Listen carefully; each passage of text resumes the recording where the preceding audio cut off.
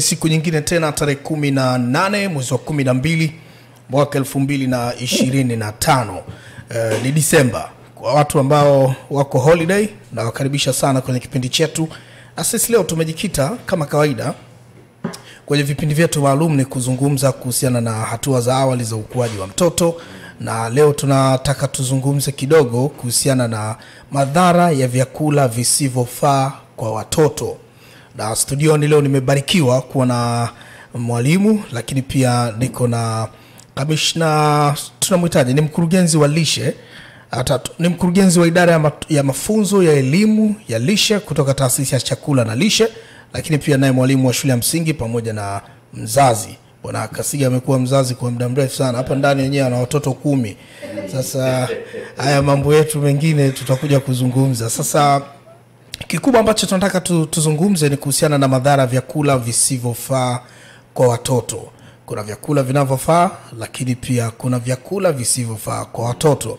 Utakuwa ni shuhuda kwa watu ambao wanaishi Uswahilini kidogo. Mtoto anavyoenda shuleni, yeye anawekewa muogo, anawekewa na pilipili nyingi kidogo, au anawekewa zile zinakaa kwenye, mwalimu anajua zinawekwa kwenye kipakti, zimetengenezwa kiwandani. Anapewa na juisi pia ya kutoka kiwandani, aende akashinde nayo mpaka jioni. Hivyo vyote tutavizungumza hapa. Ni sahihi kufanya hivyo, na tunaandaje vyakula vinavyofaa kwa watoto? Hiyo ni kitu kingine cha kuzungumza. Lakini una nafasi pia kushiriki na sisi kupitia 0615 396206. Tuko kwenye Busati. Leo tulikuwa tunatamani sana kuzungumza na wazazi. Utatupigia simu live, lakini pia utatutumia ujumbe wako mfupi kupitia 0615 396206. Kwa utambulisho, naomba nikukaribishe mwalimu. Habari ya wewe? Habari yangu njema kabisa. Majina yako? Naitwa Umrikheri Juma Mkubira. Natokea shule ya Maarifa ambayo ipo Tegeta Wazo, lakini shuleni pale wananiita Madam Umi au Teacher Umi. Teacher Umi. Karibu sana Teacher Umi kwenye kipindi. Tuko na mama yetu.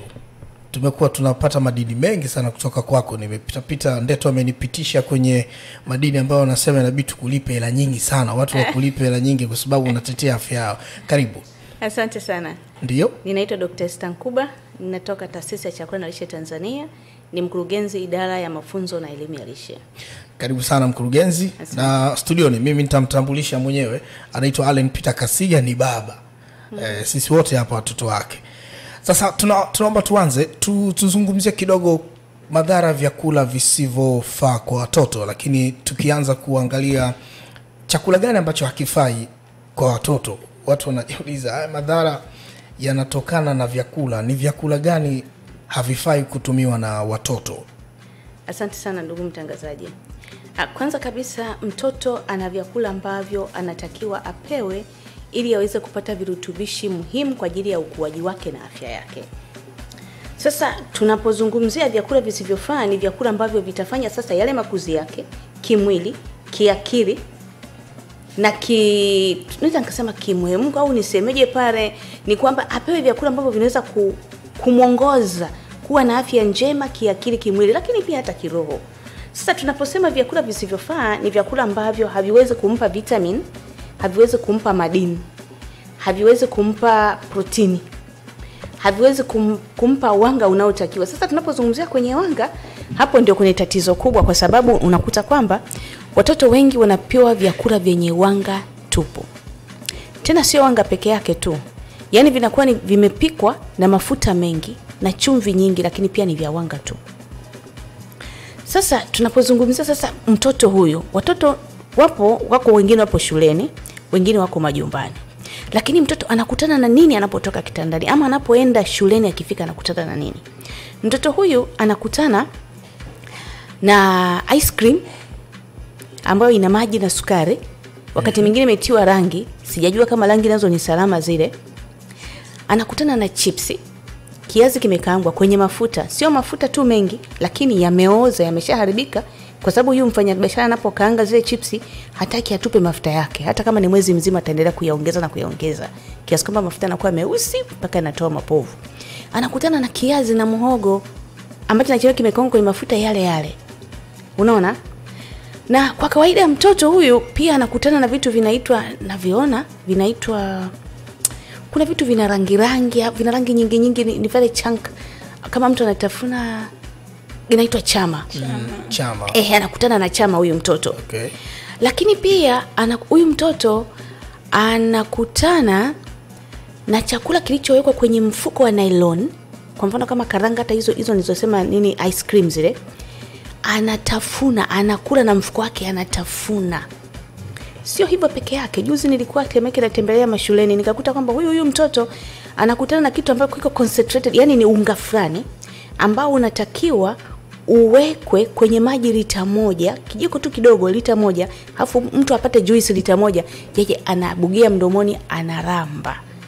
Huyu ndio mtoto wa Kitanzania tunamexpose, tunamweka katika hayo mazingira, vyakula visivyofaa. Mimi naomba samahani, nadhani naweza vyakula takataka kwa sababu havina kitu kitaleta madhara kwa huyu mtoto. Labda tukiita hivyo labda wataelewa. Visivyofaa. Lakini tumeongezea jina lingine ni takataka, havina faida. Havina faida kabisa. Okay. Kwa sababu vinaleta magonjwa tu ndani ya mwili wa binadamu. Sasa elimu imekuwa ni ndogo sana kwa wazazi, na majenzi sasa hivi ni wazazi. Unakuta kijana tunaitwa father digital, unamlelea mtoto kwa WhatsApp call, mpigie simu, mpe simu niongee naye na nini. Tuna maandalizi ya mtu kama kijana sasa hivi ambaye anakusikiliza. Vyakula vinavyofaa ni vipi? Kwanza kabisa vyakula vinavyofaa tumevigawa katika makundi 6. Kundi lile la kwanza ambalo nimelisema sana hapa lina nafaka, mizizi, ndizi na magimbi yako pale. Hili kundi linatupa wanga. Na nipata? Ndiyo. Kundi la pili ni matunda. Linatupa vitamini na madini ambapo ni muhimu kwa ajili ya ukuaji sasa na ukinga mwili na magonjwa. Kundi la 3 ni mboga, lenyewe lina vitamini na madini. Kundi la 4 ni lile lenye mikunde ambapo tunakuta kuna maharage, kuna karanga, lakini kuna kunde, njugumawe, siku hizo zimesahaulika, ziko hapo. Nafikiri hata kwa maana hapa ukimuuliza mama mwisho kuna njugumawe hajui. Na choroko. Na saa nyingine unaona njugumawe ni adhabu. Ndakula njugumawe. Na choroko. Hapo tunapata protini, tunapata protini inayotokana kwenye mmea. Lakini sio protini peke yake, kuna na vitamini na madini zimo mle ndani. Tutakuja kuongea baadaye vizuri pale. Sasa tunakuta na kundi la mwisho ambao ni la 6, kuna nyama kwanza pale. Kundi la nyama ambao kuna nyama, samaki, nyama, samaki, maziwa, mayai. Tunapata protini inayotokana kwenye nini? Kwenye wanyama. Kundi la 6 ni hili ambao tunapata mafuta mazuri yale kwa ajili ya afya. Kwa sababu mafuta yenyewe ni kidogo tu. Tukiangalia kwenye percent lakini kidogo sana unatakiwa utumie mafuta. Kwa sababu kuna vyakula vingine pale unakuta kwamba vina mafuta tayari. Ila usiache kabisa kutumia mafuta. Sasa huyu jenzi wa leo anatakiwa sasa ale vyakula kutoka katika hayo makundi kwa uwiano. Napozungumzia uwiano ni kwamba ni kiasi gani matunda unakula. Unajua kuna vyakula ambavyo vimesahaulika. Wanga kila mtu anakula ile kundi la kwanza nimelisema, watu wanakula chips zao wamejaza. Hivi umeshawahi kukuta zile chips mayai zimewekewa mboga za majani na matunda? Haziwekewi, watu wanakula hivyo kama zilivyo. Sasa huyu mzazi wa leo na mzazi wa kesho anashindia chipsi na analalia chipsi. Vitamini na madini hakuna. Hasa huyu mzazi inawezekana hata kule sizalisha kwa sababu vitamini na madini muhimu kwa ajili ya uzazi hakuna. Lakini pia watoto tunaowalea na kuwatunza wanajifunza kutoka kwetu. Tumemleta duniani, hajui kilichoko duniani. Wewe ndio utamfundisha kwamba hiki chakula ndio chakula chako. Ndio maana ukienda Kagera anakula senene, anajua hiki ni chakula. Ukija huku Kilimanjaro anasema hao wadudu hapana. Sasa sisi wazazi tunatakiwa kubadilisha sasa maisha yetu, kubadilika. Kama tunataka kuwa na kizazi chenye tija, kizazi ambacho kitaleta uchumi endelevu kwa nchi ya Tanzania, watu wabunifu, wenye kuleta mambo mazuri katika nchi yetu na rasilimali ambazo Mungu ametupa hapa nchini. Tuna mali za kila kitu, tuna dhahabu, tuna madini. Watakoenda kutupa akili ya kuchimba yale madini ni hawa watoto wetu, vizazi vyetu. Sasa ni wakati wa kuwapa vyakula ambavyo vinawapa akili katika akili zao. Kwa sababu mtoto anapokula vyakula ambavyo vina virutubisho vya kutosha, huyu anakuwa na utulivu hata darasani, anaweza kumsikiliza mwalimu, kumbukumbu yake imekaa sawa, lakini pia hata ubongo wake uko vizuri, unakuwa vizuri na anakuwa ni mtulivu. Okay, kipindi kilichopita tulizungumza kidogo tukasema mtoto akiwa mdogo kabisa, hatua za awali kuanzia 0 mpaka ifike miaka 9 mpaka 8 na kuendelea. Watoto wadogo sasa wazazi ambao wanakusikiliza, ambao wazazi wenyewe ndo majenzi, hawajui namna kuandaa vyakula vilivyo bora kulingana na mazingira. Wanasema wanaoishi kwenye majiji pengine kupata vitu imekuwa ni tunakula tunachopata. Na hiyo wanaijumlisha hata kwa watoto wadogo, kuanzia mtoto ana miezi kadhaa na kunywa uji, ndio ana mwaka mmoja anakula vyakula vingine unashanga miguu ya kuku, tumbo kidogo, juisi ya pakti, mama anaenda kutafuta. Unawaambiaje? Watumie kanuni gani ili waweze kuwakuza watoto sasa watoto wapate lishe sahihi? Kwanza mzazi anatakiwa awajibike, achukue sehemu yake kama mzazi. Usitegemee mwanao maisha yake yote akale barabarani. Mama, ukiamka asubuhi hakikisha mwanao amekula kitu anachotakiwa. Hajafikisha miezi 6 ananyonya peke yake. Baada ya miezi 6 ale vyakula vyote kutoka katika ile makundi niliyotaja, makundi 6.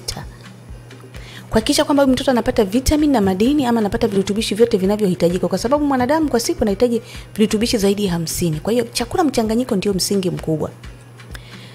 Na katika uandaaji lazima hivi vyakula viandaliwe katika mazingira safi na salama, kwa sababu anaweza akala vyakula vyenye virutubishi lakini bado akapata magonjwa mengine ya maambukizi, kwa sababu kama havijaandaliwa salama akapata minyoo, akapata labda typhoid, akapata magonjwa mbalimbali kutokana na vijidudu vinavyokuwa vimezunguka maisha ya mwanadamu. Kwa hiyo uandaaji wake hakikisha kwamba vinaandaliwa inavyotakiwa. Kwa mfano kama mtu anapotalisha mboga, lazima ile mboga, kwa mfano mboga za majani, ziive vizuri lakini zisipitilize, na ziwekwe mafuta kidogo ili kuweza kufyonza madini ama vitamini zinazosafirishwa na mwili kwa kupitia mafuta kidogo. Kwa hiyo kwa kifupi ni kwamba hakikisha mwanao anakula chakula unachokiandaa. Lakini hata kama akienda shule, akifika shule mwalimu atatuambia mtoto huyu akiwa shuleni, mzazi hakikisha anapata chakula pale shuleni. Sio kutoka jana usiku hajale tena usiku wake, ina maana anakuwa na mlo mmoja. Matokeo yake sasa huyu mtoto njaa bwana haina adabu. Hata watu wazima, mkuta mtu mzima na njaa, atakula chochote. Sasa mtoto akiwa na njaa atakula chochote.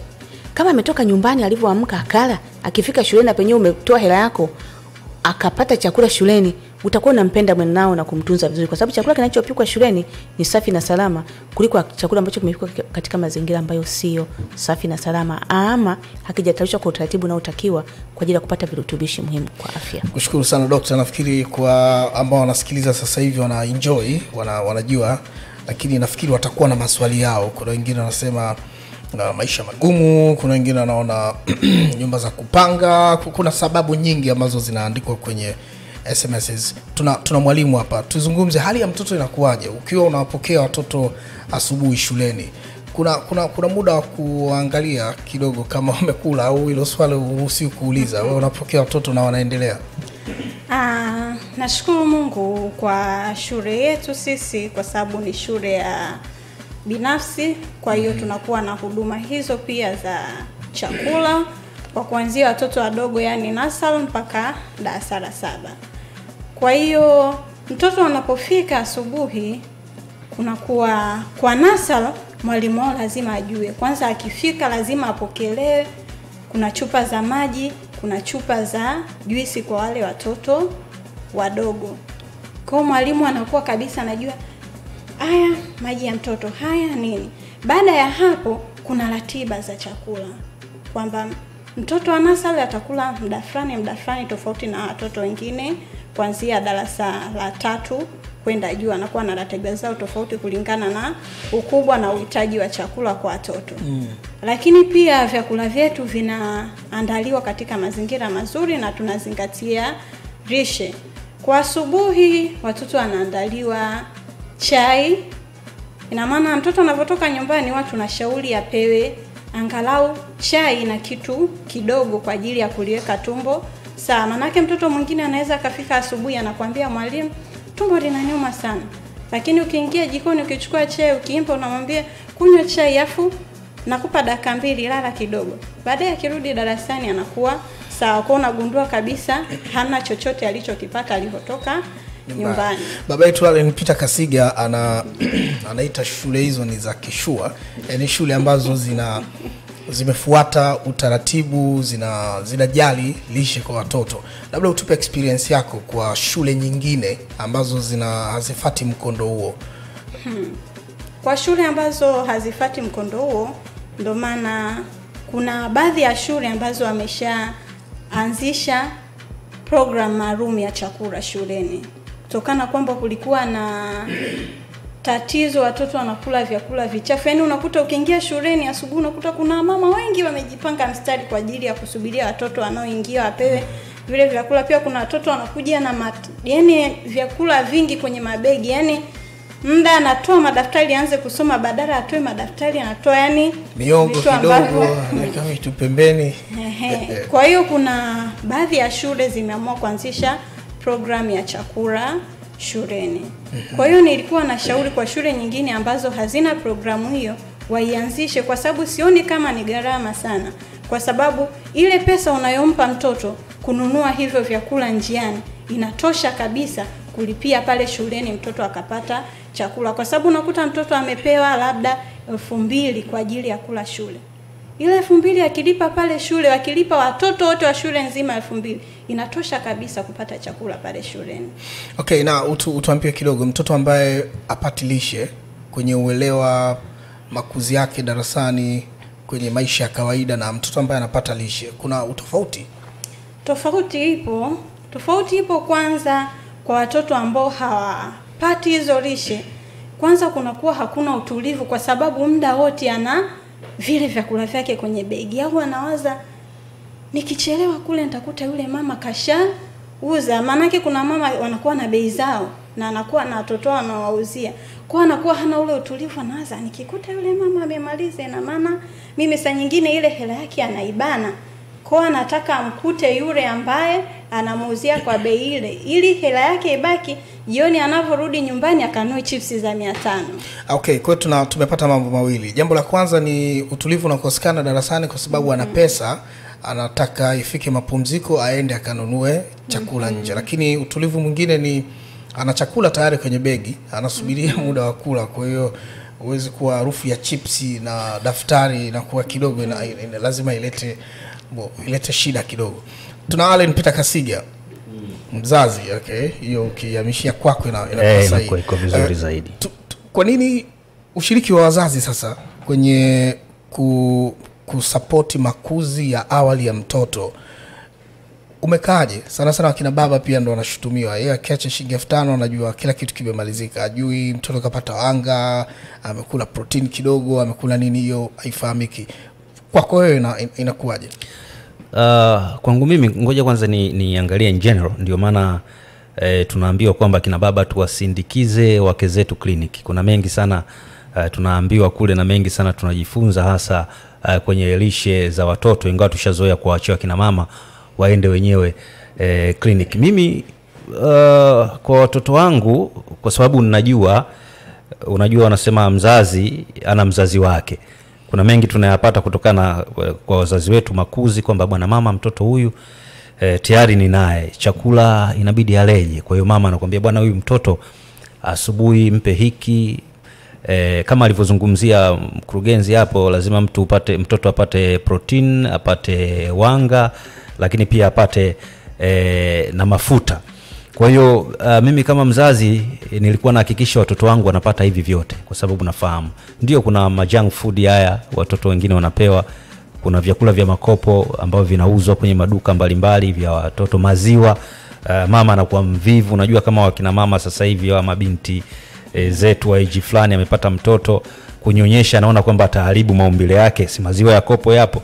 Lakini kumbe maziwa yale ya mama ndio yana maana kubwa. Maziwa ya mama ndio yanamjenga mtoto toka kwenye makuzi yake chini, kama alivyozungumzia kuanzia 0 kuendelea juu. Kwa hiyo mimi namsisitiza bwana, haya mavyakula ya kopo pembeni, chakula cha maana ambacho mtoto anatakiwa ale ni hiki na hiki na hiki. Lakini pia kuna wazazi siku hizi wana tabia moja, anachukua mahindi, anachanganya dagaa, anachanganya maharage, anachanganya sui nini, alafu anasaga kwa pamoja. Unakuta ule unga ukikaa muda mrefu unavunda, unampa mtoto, anaanza kupata matatizo ya tumbo. mtoto analalamika tumbo. Nimeona mama mmoja mwanae analalamika tumbo, wale manesi akamwambia bwana, kwani unampa chakula gani? Huyu anakula chakula kinachostahili kwa sababu nimesaga dagaa, nimetia karanga, nimetia mahindi, nimetia choroko, nimetia nini kwa pamoja. Unga mzuri sana unamsaidia. Mtoto anakula full package. Hapati choo. Hii sio sahihi. Nikasikia wataalamu walisha naambia hii sio sahihi. Mtoto hatakiwi kula hivyo ambavyo sisi tuliamini tukimpa mtoto hivyo ndio tumempa chakula cha kumjenga. Kwa hiyo ni hayo. Okay, sawa. Lakini kuna hatua za awali za mama mjamzito. Sasa tunaamini kuanzia 0 ndio mtoto anaanza kutengenezwa mpaka anakuja duniani, anaendelea kunyonya na baadaye mabadiliko mengine yanachukua nafasi. Allen Peter Kasiga amegusia kidogo kuhusiana na generation ambayo inaandaliwa kwa sasa hivi ya Gen Z. Kumnyonyesha nitapoteza muonekano. Maandalizi ya yeye kumleta mtoto duniani yanakuwa ni ya chips, mshikaki na vilevi pia, kutumia vilevi kutoka outings na nini. Nafikiri mwalimu naye ni Gen Z anaelewa haya mambo. Ina madhara kuja kuleta mtoto ambaye ana udumavu pia. Ni kweli ina madhara, lakini kuna kitu kimenigusa, naomba nikirudia kabla sijaenda mbele. Hii ya chakula mtoto amechanganyiwa kila kitu. Alafu nakuta mtu anatunza ule unga miezi 2-3, alafu anasema nampa mwanae kitu na si kutunza tu mpaka uishe. Mpaka uishe. Haijalishi ni ndo kubwa ndogo, yani ni mpaka uishe. Kwa kweli ni hatari sana. Jamani, watu wafuate utaratibu. Labda ni waase tu kwamba wale wanaotengeneza unga mchanganyiko, hebu karibuni taasisi ya chakula lishe Tanzania, mje mjifunze jinsi ya kutengeneza. Na ule unga usimalize mwezi mmoja, yani usizidishe pale. Tafadhali, yani utafikiri kwamba unampenda mwanao kumbe unaharibu. Nije kwenye swali lako leo niuliza. Ndio. Kweli huyu mama anayejiandaa kwa ajili ya kwenda kupata mtoto, kwanza kina baba au familia nzima, lazima tushirikiane pamoja kabisa kwamba kuhakikisha huyu ambaye anajiandaa kwenda kupata mimba anakula vyakula vyote mchanganyiko, ama vyakula vyote vinavyopaswa kumpa vitamini na madini ndani ya mwili wake. Kwa mfano, tunapozungumzia madini ya chuma ambayo ni muhimu sana kwa ajili ya damu. Unajua damu ndio uhai jamani. Mtoto anatengenezwa pale. Lakini kuna folic acid. Hii folic acid ni muhimu sana kwa ajili mtoto anapoanza kukua, yani alipoingia kwenye tumbo la mama yake, sasa kuanza kukua pale ni kwa ajili ya ukuzi wa ubongo wake na akili yake. Sasa asipopata folic acid inavyotakiwa, matokeo yake anazaa mtoto mwenye kichwa kikubwa, ama mgongo wazi, ama ile kisungula mdomo umechanika hapo.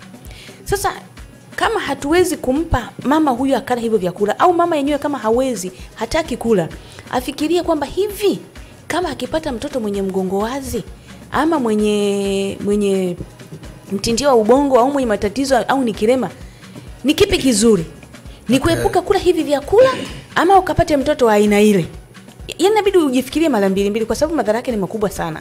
Kinachoingia mdomoni kina athari kubwa sana kwa mtoto ambaye anaendelea kukua ndani ya mama. Msikilizaji, una nafasi ya kushiriki na sisi kupitia 0615396206 kwa kutupigia simu, lakini pia kutumia ujumbe mfupi wa maneno kulingana na ambacho tunakizungumza. Leo tunazungumza vyakula visivyofaa kwa watoto. Karibu sana kwenye kipindi chetu, tunarejea. Hadi watoto darasa la awali tunaitishwa vikao.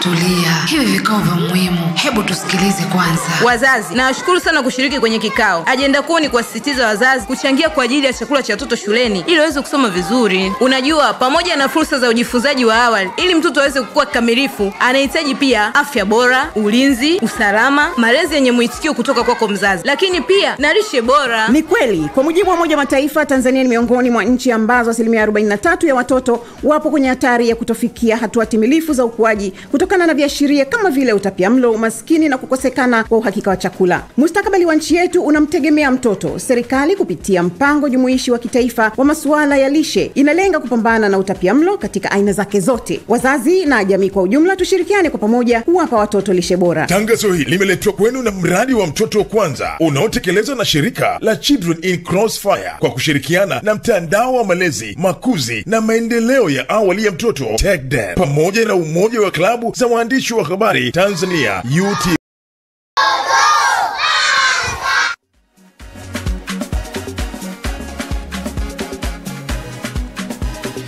Naona mjadala umekuwa wa moto sana. Watu wanajaribu kuna swali limeulizwa kwa dokta, vipi kuhusiana na watoto wa kijijini, naye tunasemaje? Maana asubuhi anakula kiporo cha ugali au chakula chochote baridi alafu anaenda shule. Yaani lazima kuna zile kanuni za baba kijijini, chakula hakimwagwi. Lazima kiishe hichi. Hali ni ngumu, chakula hakimwagwi. Kwa hiyo kuna watu huko Somalia wanakosa chakula. Kwa hiyo lazima mtoto amalize kile kilichopikwa usiku alafu atoke waende shuleni. Asante sana ndugu mtangazaji. Kwanza kabisa maisha kijijini, tukumbuke kwamba kijijini kuna kila aina ya chakula. Pale kuna kila aina. Unajua mjini tunakula kutoka kijijini, kila kitu wanatuletea huko.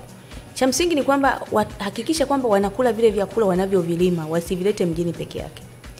Kwenye kiporo, hebu nianze na kiporo cha wali. Ubwabwa. Au mwagwi yule. Kikilala kitamu. Lakini issue ni utunzaji. Kimetunzwa katika mazingira gani? Kama kimetunzwa vizuri, hakijawa contaminated, hakijaingiliwa na vijidudu, bado ni chakula kile, ni kiko safi na salama. Kinaweza kuchemshwa pia. Asubuhi akiamka akila wali kiporo sio tatizo. Kuliko yule ambaye ametoka nyumbani hajala. Jamani, hata sisi watu wazima hata huko mjini, acha kijijini, hapa mjini tunakula viporo vya wali, tusidanganyane bwana. Halafu kwani mkate na andazi na skonzi, kwani kile sio kiporo? Mkate si unapikwa leo, kesho yake unaletwa mjini na nani? Ni utunzaji tu wa vile vyakula. Mkate kiporo Sasa ni kiporo. Watu wabunju wapi? Kwani nini maana ya kiporo? Kiporo ni kile chakula kimepikwa leo, kesho yake ndio kakila, si ndio kiporo? Kwa hiyo scones, half cake zote viporo vile. Sio half cake na keki yenyewe kiporo. Lakini naliwa baada ya siku 2-3, ni utunzaji tu ule. Kwa hiyo hata ugali jamani, mimi maisha halisi siwezi kukimbia asili yangu. Nilipokuwa kijijini kule, mimi nilikuwa nikiamka asubuhi kama kuna ugali wa kiporo, kweli nakula, naenda shule. Lakini leo niko hapa, kwa hiyo chakula kula, weka mazingira safi, weka vizuri. Niliona mtu mmoja anatengeneza kiporo chake vizuri, amechukua kile kiporo, amekikatakata, amekichanganya na mayai, amekaanga, ameshapata kitu kizuri pale. Anakula. Sasa kwa tuseme kwa hulka iliyopo, keki kilala bado ni keki, lakini ubwabwa ukilala ndio kiporo, kumbe vyote vimelala. Vyote vimelala. Ni mazingira ya utengenezaji tu. Kwanza kiporo hakimdumazi mtu, watu wasidanganyane, wanakula kiporo wanaduma. Sasa siku hizi hebu sikiliza kwanza. Ndio. Sasa hivi tuna micro oven zipo za kuchemsha. Kwani hao wazungu kwani wanapika chakula cha wiki nzima, anaweka kwenye vikontena kwenye friji, kesho yake anaweka kwenye micro oven, anachemsha, anaendelea. Sisi tuna majiko yetu ya mkaa, tuna kuni zetu, chemsha kula. Mimi nitakufahamu kiporo kikilala hakipungui virutubisho. Si kimefunikwa. Sema kama ni mboga za majani zikilala, ukija kuzichemsha lazima zitakuwa imepungua. Au kuna kiporo cha Tegeta na Masaki vile. Kwa sababu mboga za majani tunashauri kwamba hata nyumbani tunapopika hakikisha unazipika za mwisho. Zikitoka jikoni ziende mezani upate virutubishi vingi vya kutosha. Lakini yule ambaye hajala kabisa na ambaye amekula hiki ni watu wawili tofauti. Huyu amepata kidogo lakini ataendelea kula na vyakula vingine. Mimi niko nataka kujua Evans, atatueleza hapa mkurugenzi mtaalamu, kuna unywaji maji kwa watoto, kwa sababu miaka ile ya nyuma mtoto akizaliwa kuna maji fulani walikuwa wanauza kwenye chupa vitamtamu hivi, unampatia mtoto. Sasa kuna mzazi mmoja aliniambia kwamba siku hizi wamezuiwa kuwapa maji watoto, baada ya miezi fulani hivi ndio wataanza kuwapa maji. Hii ina sababu gani? Nijue kitaalamu. Kwa kawaida maziwa ya mama yanajitosheleza kabisa. Yale yana maji, kwa sehemu kubwa ni maji. Kuna virutubishi vyote viko mle. Sasa huyu mtoto, kwanza kumbuka tumbo la mtoto ni dogo sana. Sasa ukianza kumjaza maji, tayari unaanza kuharibu afya yake. Yale maziwa ya mama yana kila kitu. Kwa hiyo kuanzia anapozaliwa mpaka miezi 6, yale maziwa yanamtosha kila kitu. Unaona kila kitu kinatosha kabisa. Na ugali anatakiwa ale akiwa amefikisha miezi mingapi? Maana tunaona mtoto unaambiwa mwanangu bwana, yani maziwa akinyonya ashibi mpaka nisukumizie na uji kidogo.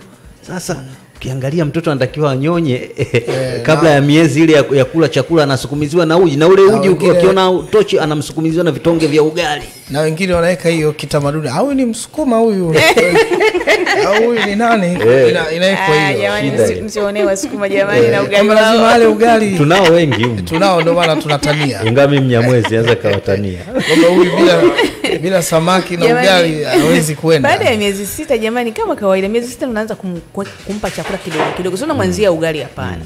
Unaanza kumpa, umempondea ndizi, umetengeneza mboga za majani, umeziponda ponda kidogo, labda umezisaga kwenye blender kwa watu wa mjini, lakini wa kijijini unaweza kuchukua hata mchuzi wake, mchuzi wa nyama, mchuzi wa marage kidogo kidogo na mlisha. Anaenda anaongeza, kishafikisha miezi 8 mpaka 9, huyu anaanza kula chakula cha mezani. Ina maana anakula chakula pamoja na wakubwa, ila yeye cha kwake at least basi hakikisha kwamba umekiponda ponda ili kimrahisishie kula ale ashibe. Unaona yeah. Okay, so Dr. turudi kwa mwalimu. Mwalimu, muda mwingi unakaa na watoto. Ndio. Unapata nafasi ya kuwashauri wazazi kwa baadhi ya watoto, kwa sababu unajua mzazi anakaa naye kidogo, wewe unakaa naye muda mwingi zaidi. Kwenye makuzi ya awali, kuna ambao unaona wanashindwa kusogea kwenye ukuaji, wanakuja na junk food shuleni, ama mnakataza kabisa? Kuhusu vyakula, sisi haturuhusu chakula chochote shuleni. Lakini pia kuna mzazi unakuta anakuambia, mimi mwanangu hawezi kabisa, mimi nyumbani sina muda wa kumpa hicho chakula, kwa lazima aje na chakula. Kwa hiyo mzazi kama huyo huwa tunaongea naye na tunamwelekeza. Labda anasema mimi natoka nyumbani mapema, sina muda wa kumpa chakula, kwa lazima nimfikishe mtoto shule, alafu mimi niingie kazini. Kwa ikiwa ni lazima zaidi, tutamwambia labda njoo na chupa ya uji, mimi nitamnyosha asubuhi uji yule mtoto, alafu wewe nenda. Lakini sitaki uniletee sausage sui nini kwamba utampa mtoto, hapana. Kwa ikiwa ni lazima kabisa, tunampangia vyakula vya kuja navyo, na hiyo inakuwa ni kwa wale watoto wadogo sana. Lakini kwa hawa wengine hairuhusiwi kabisa. Kama anakuwa na shida, tuna vyakula vyetu pale shule, atapewa, atakula, maisha yataendelea. Na kuna baadhi ya wanafunzi ambao kanuni za kwao ni aina fulani ya vyakula ndio vinakuwa vimependelewa. Kwa hiyo vyakula vingine mtoto anakuwa ni mgeni navyo, pengine havipendi. Mnafanyaje? Tunapata changamoto hizo, lakini huwa tunaongea na watoto. Hivi karibuni nilipata yule mtoto amekaa sana, amekaa Iraq. Kwa alivyokuja pale, anakuambia mimi I don't know ugali. What is that? Mimi nilichomwambia, nilikuwa zamu nakumbuka, nikamwambia mimi hiki chakula nilikuwa siri kabisa. Yaani nilikuwa siri, kwetu tulikuwa tunakula ndizi tu, ugali hatuli. Lakini nimekuja hapa kazini, lazima nile huu ugali. Nisipokula huu ugali na maana natakiwa kushinda njaa kabisa. Kwa siku ya ugali lazima nile ugali, siku ya wali lazima nile wali. Tofauti na hivyo ninakaa na njaa, na nikikaa na njaa napata magonjwa. Kwa nitakuwa siwezi kufanya mambo yangu. Kwa jaribu kula. Kwa siku ya kwanza alikula ugali kidogo na marage mengi, na nikamchukua nikakaa naye, yani nikamongezea marage. Akala akamaliza. Siku ya ugali ilivyofuata akanifuata tena, teacher, my stomach, yani tumbo linauma. Nimekutana na kwa yani baadaye sasa, yani ilikuwa ikifikia sasa muda wa ugali, anakuja ananiangalia, alichokuwa anajali ni kwamba nimuongezee marage na mboga za majani. Kwa hiyo tunakuwa tunaongea nao, mwisho wa siku wanakula tu vile vyakula kama kawaida. Yani hamna mtoto asiyeweza kula chakula chochote. Okay, na kuna miongozo ya wizara kuhusiana na vyakula vya watoto ili kutengeneza kukua kwake vyema. Shule zenu, shule inafuata hiyo miongozo ya wizara? Ndio, inafuata miongozo ya wizara. Okay, sio kwamba ni ugali marage kila siku marage. Hapana, kuna ugali marage na mboga za majani, ugali nyama na mboga za majani, kuna siku ya pilau, nyama na matunda. Kwa hiyo yes, nafikiri hiyo siku ya pilau kila mwanafunzi anakuepo. Hiyo ni siku ya Ijumaa. Nadhani kila mwanafunzi anakuepo. Madam, tumepata maswali kidogo. Wengi wanauliza kwa wanaoishi mjini na wana maisha ya kawaida. Yuko mjini, ni mpambanaji, ana mtoto, na anatakiwa kukua kwa viwango hivyo ambavyo vinastahili, ambavyo hata serikali imeona inafaa, lakini maisha yake ni ya kawaida.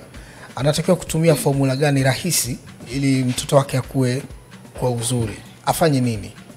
Asante sana. Kwanza chakula Tanzania tunamshukuru Mungu kwamba kipo kila mahali. Nitoe labda mfano mmoja tu. Ugali kila mtu anaweza akawa nao, si ndio? Hilo ni kundi la kwanza pale tumepata Yeah. Anaweza kala ugali, anaweza kala ndizi ama muhogo, pale kila Mtanzania anaweza akapata. Tukienda kwenye kundi la pili la nyama, sio lazima kanunue nyama. Dagaa sio napatikana jamani kila sehemu. Tayari tumeshapata hapo. Maziwa, glasi ya maziwa anaweza akapata kampa mwanae. Tayari kundi la pili hilo. Tukija kwenye mboga za majani kila sehemu, matembele, majani ya maboga, yani unapata kila sehemu. 3 hiyo, si ndio? Ya 4 matunda yana kwa kibao. Kwa mfano, sema tu matunda yenye bei rahisi, ubuyu, ukwaju. Unaona matunda ya maembe sasa hivi mengi, matikiti kila sehemu yamejaa. Ubuyu ambao unaweka sukari na rangi.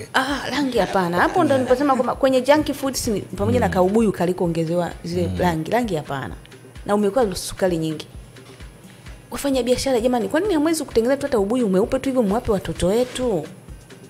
Hizo rangi mkaziacha, unaona?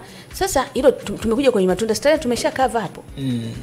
Mboga kwenye kundi la mikunde, sikuna maharage hapo, njugu mawe, karanga ziko pale. Si tayari maisha ya Tanzania tayari. Mafuta inawezekana hata usitumie mafuta nazi, unaweza kutumia nazi badala ya mafuta. Ama kama umetumia parachichi kama tunda bado na ni mafuta. Unaona? Hata kama mafuta yapo ya alizeti kila sehemu. Kwa hiyo maisha kwa mtu yani hiyo ni mlo wa kawaida kabisa, kila mtu anapata. Wala hakuna Mtanzania asiyeweza kupata hicho. Ni maamuzi. Unajua maisha ni kupanga na kuamua. Yani ni maamuzi. Ukiamua unaweza. Kila Mtanzania anaweza kula mlo bora. Mimi kuna kitu nataka kufahamu hapo. Siku hizi kuna watoto wadogo kuanzia miaka 3, 4, 5 mpaka 5, sema 5, 6, 7, bado hawa ni watoto wetu ambao wanatakiwa wapate lishe bora. Lakini hawa watoto sasa kuanzia umri huu ni tofauti na zamani. Unakuta wana vidonda vya tumbo. Hawawazi kuwa na mke mzuri, hawazi kuwa na gari vizuri, hawajatendwa, sijui wana mawazo. Hapana. Sasa shida hapa naiona iko kwenye lishe. Kwa nini wapate vidonda vya tumbo kwa umri huo? Vidonda vya tumbo sasa hivi ni shida tena kubwa sana. Juzi nilikuwa kwenye kipindi hapa kule Channel 10. Wakatoa namba yangu, yani simu mpaka leo.